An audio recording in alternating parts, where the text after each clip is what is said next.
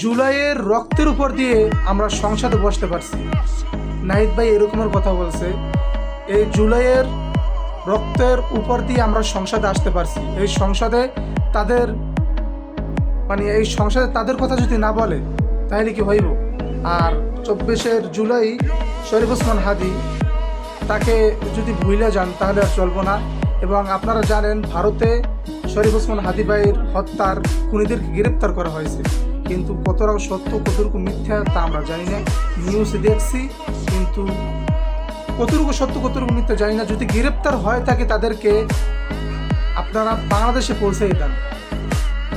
শরীফ ওসমান হাদি ভাইয়ের হত্যার বিচার চাই এবং আমরা একটা শান্তি এবং সুশীল সমাজ চাই এবং আগামীর বাংলাদেশ, চাঁদামুক্ত বাংলাদেশ, সন্ত্রাসী মুক্ত বাংলাদেশ আমরা চাই।